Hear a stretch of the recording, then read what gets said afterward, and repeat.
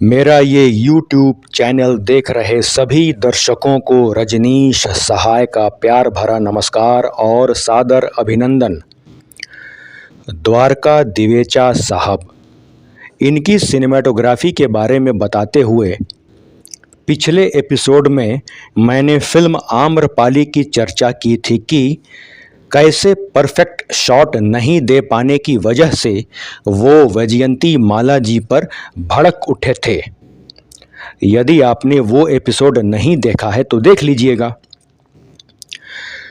1966 में फिल्म आम्रपाली की अपार सफलता के बाद वैजयंती माला जी ने इसी टीम के साथ एक और फिल्म साइन किया जो 1969 में रिलीज हुई और ये फिल्म थी प्रिंस। इस फिल्म के निर्देशक भी लेख टंडन जी थे, प्रोड्यूसर FC मेहरा जी थे और इस फिल्म के भी सिनेमेटोग्राफर थे द्वारका दिवेचा साहब।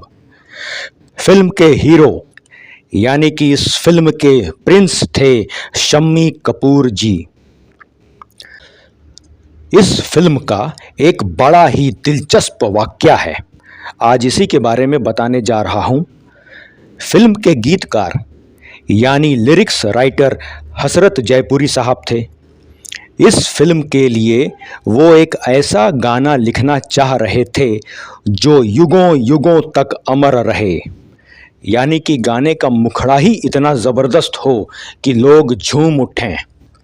पर इसके लिए उन्हें कैची लाइंस सूझ ही नहीं रही थी। फिल्म के प्रोड्यूसर मेहरा साहब ने उन्हें एक सलाह दी। उन्होंने हसरत जयपुरी जी से कहा कि आप कुछ दिनों के लिए गोवा चले जाएं। हसरत जी ने उनकी बात मान ली और वे कुछ दिनों के लिए गोवा चले गए।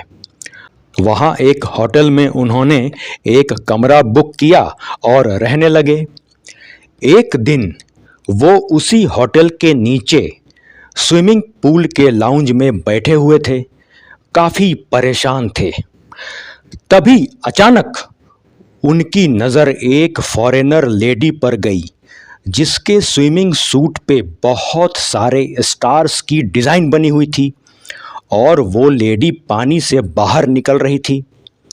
हसरत जयपुरी उसे देखते ही उछल पड़े और फौरन अपने कमरे में पहुंचे और फौरन इस फिल्म के संगीतकार शंकर जयकिशन साहब को मुंबई टेलीफोन किया और टेलीफोन पर ही मुखड़ा सुना डाला। बदन पे सितारे लपेटे हुए ओ जाने तमन्ना किधर जा रही हो, ज़रा पास आओ तो चैन आ जाए।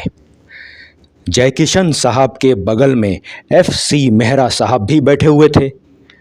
मुखड़ा सुनकर सभी उछल पड़े। उसके बाद हसरत जयपुरी जी ने पूरा गाना लिख डाला और गाना लिखने के बाद फौरन मुंबई लौट आए। अगले ही दिन शंकर जयकिशन साहब ने मोहम्मद रफ़ी साहब से पूरी गाने की रिकॉर्डिंग करवा डाली। गाने का ऑडियो पूरी तरह से बनकर तैयार हो चुका।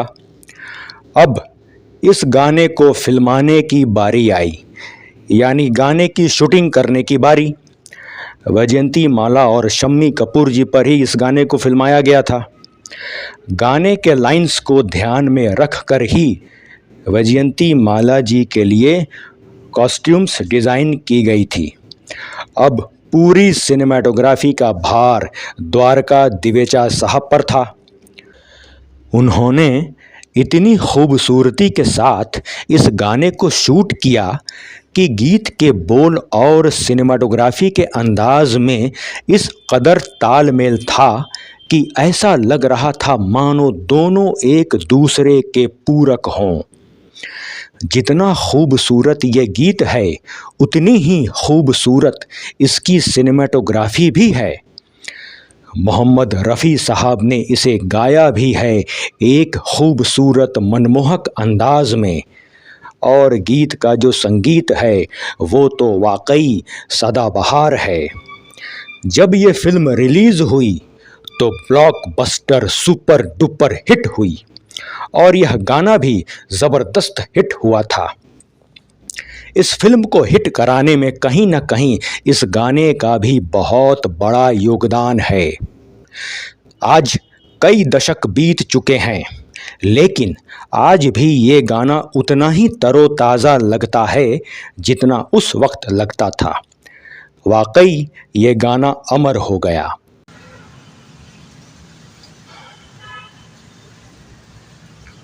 कैसी लगी ये वीडियो? अच्छी लगी तो लाइक कीजिए।